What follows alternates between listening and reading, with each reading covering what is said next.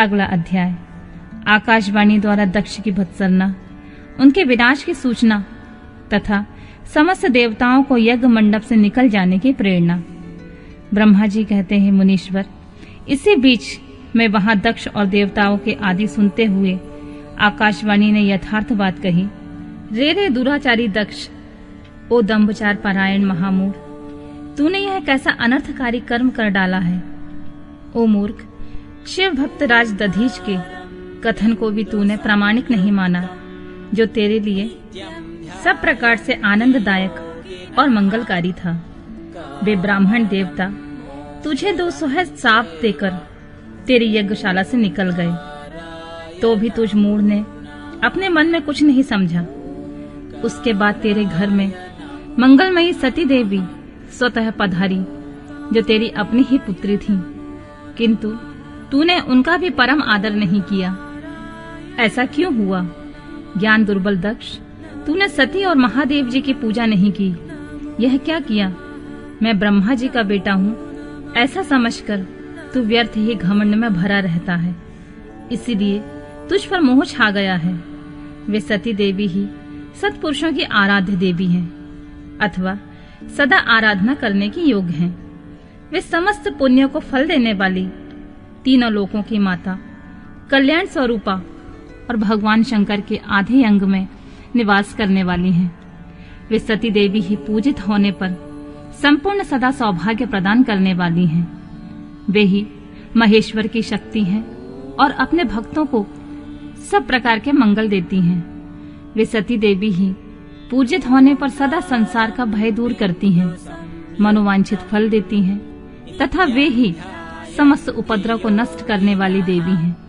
वे सती ही सदा पूजित होने पर कीर्ति और संपत्ति प्रदान करती हैं। वे ही पराशक्ति तथा भोग और मोक्ष प्रदान करने वाली परमेश्वरी हैं। वे सती ही जगत को जन्म देने वाली माता, जगत की रक्षा करने वाली अनादि शक्ति और प्रलय काल में जगत का संहार करने वाली हैं। वे जगत माता सती ही भगवान विष्णु की माता रूप से सुशोभित होने वाली तथा ब्रह्मा, इंद्र, चंद्र, अग्नि एवं सूर्य देव आदि की जननी मानी गई हैं। वे सती ही तप, धर्म और दान आदि का फल देने वाली हैं।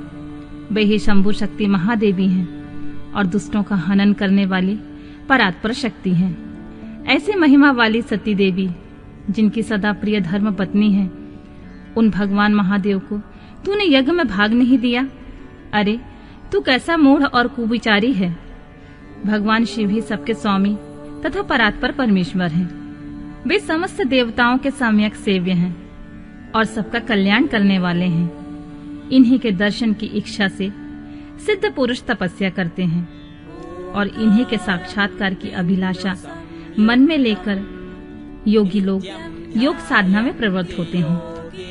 अंततः धन धान्य और यज्ञ भाग आदि का सबसे महान फल यही बताया गया है कि भगवान शंकर का दर्शन सुलभ हो।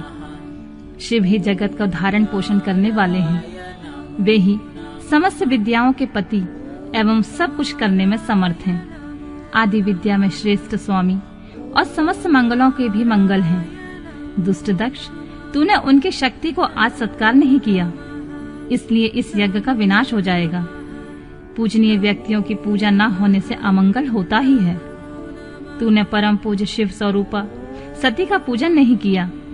शेषनाग अपने सहस्र मस्तकों से प्रतिदिन प्रसन्नता पूर्वक जिनके चरणों की रज धारण करते हैं, उन्हें भगवान शिव की शक्ति सती देवी थी, जिनके चरण कमलों का निरंतर ध्यान और सादर पूजन कर कर ब्रह्मा जी ब्रह्मत्व को प्राप्त हुए। उन्हें भगवान शिव की प्रिय पत्नी सती देवी थी, जिनके चरण कमलों का निरंतर ध्यान और सादर पूजन करके इंद्र आदि लोकपाल अपने उत्तम पद को प्राप्त हुए।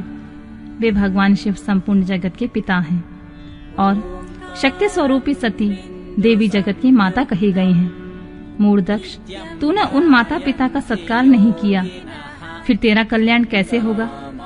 तुझ पर दुर्भाग्य का आक्रमण हो गया और विपत्तियां टूट पड़ी, क्योंकि तूने उन भवानी सती और भगवान शंकर की भक्ति भावना से आराधना नहीं की। कल्याणकारी शंभु का पूजन न करके भी मैं कल्याण का भागी हो सकता हूँ, यह तेरा कैसा गर्व है। वह दुर्वार गर्व आज नष्ट हो जाएगा। इन देवी देवताओं में कौन ऐसा है जो परमेश्वर शिव से विमुख होकर तेरी सहायता करेगा। मुझे तो कोई ऐसा देवता दिखाई नहीं देता।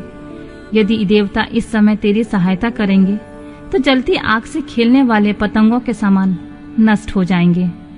आज तेरा मुंह जल जाए, तेरे यज्ञ का नाश हो जाए और जितने तेरे सहायक हैं वे भी आज शीघ्र ही जल मरे। ऐसी दुरात्मा दक्ष की जो सहायता करने वाले हैं, उन समस्त देवताओं के लिए आज शपथ है, वे तेरे अमंगल के लिए तेरी सहायता विरत हो जाए। समस्त देवता आज इस यज्ञ मंडप से निकलकर अपने अपने स्थान को चले जाएं, अन्यथा सब लोगों का सब प्रकार से नाश हो जाएगा।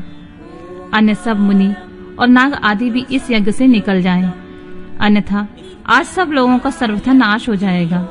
श्री हरे ओ विधाता, आप लोग भी इस यज्ञ मंडप से शीघ्र ही निकल जाइए।